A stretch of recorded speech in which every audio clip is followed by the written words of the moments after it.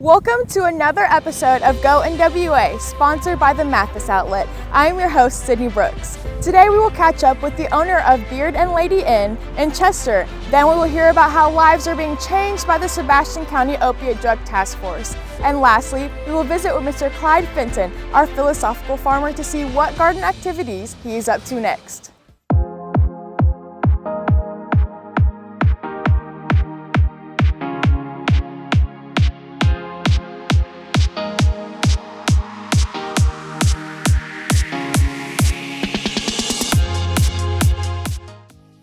With a bit of a spooky past, Beard and Lady Inn owner Lacey Hendricks will take us on a journey through this historic hotel and its renovation process. So the building itself was actually built in 1887 during the railroad boom. So Chester, the city of Chester and cities all along the railroad heading north and south, there were all these tiny towns during the railroad boom.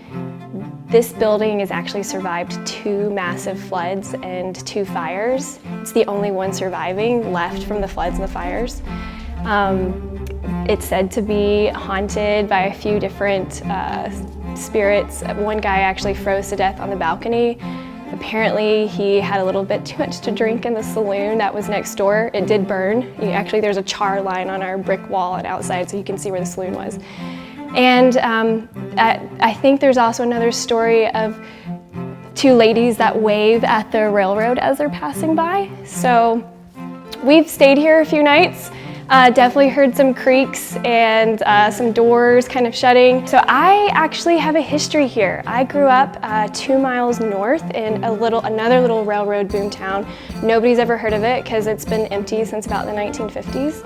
1970s, my family bought land in the valley of the Ozarks here, 2 miles north. My mother, grandmother, brother, and myself have all stayed here. I still have some of the old guest book records, and our names are signed. So as a kid, this was just a really fun place to come stay, watch the train come by, and see this tiny little town that has a beautiful creek across the way. So when we saw that it was for sale, it was kind of like, man, this could be really cool, something to connect with our family. I've actually hired my dad in part of the renovation. I'm hoping that my little sister will bake pies for any of our customers that come through. And so, yeah, we're just hoping for that kind of family connection, involve our kids, and try to get to know the community here again.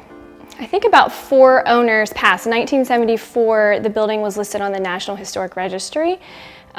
We hope to keep that in the registry, and as we renovate, to keep it back to the original of what it was. So wooden windows, keeping all the floors the same, the banister.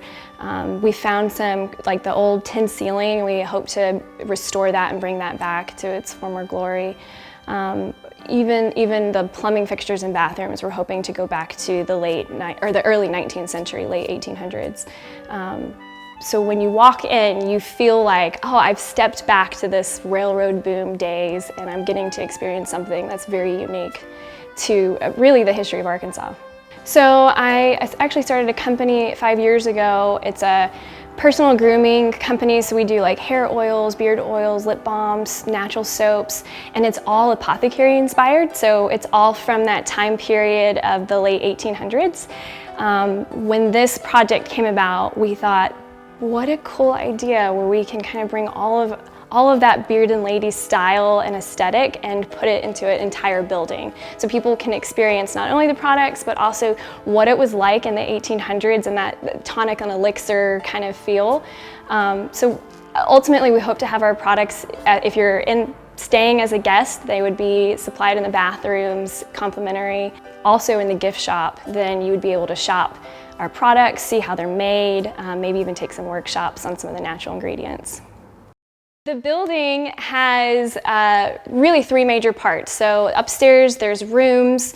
We'll have about 10 guest rooms, probably 2 different suites, maybe even a small speakeasy lounge.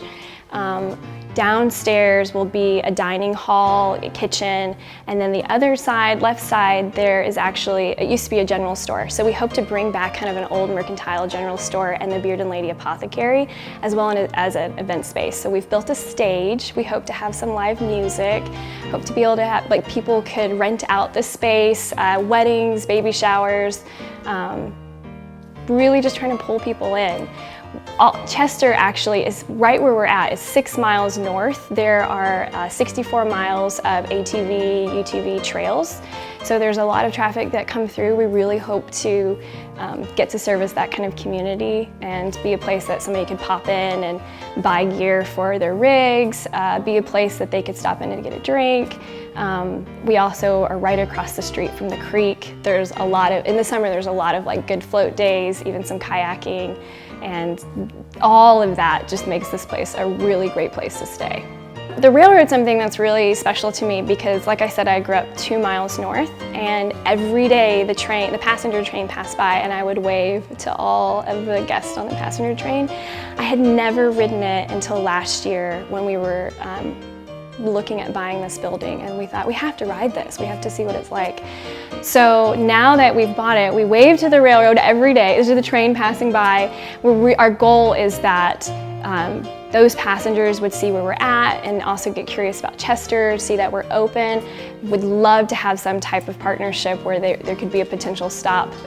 So ultimately that would be ride the train, come see Beard and Lady Inn, and then continue on to Northwest Arkansas. My real passion about this is bringing the history to the community and letting people experience, I mean, really what's been standing for so long. I love old buildings. I think they have so much character and really a lot of life lessons, like what's happened there. There's tons of history about the hotel. We intend to have it on the walls where people can read about who's been here, what impact it's had on the community. After this, we actually have purchased Mount Olive Church in Van Buren. It was built in also around 1885, 1887 by emancipated slaves. They raised $900, made their own brick, and built this beautiful church.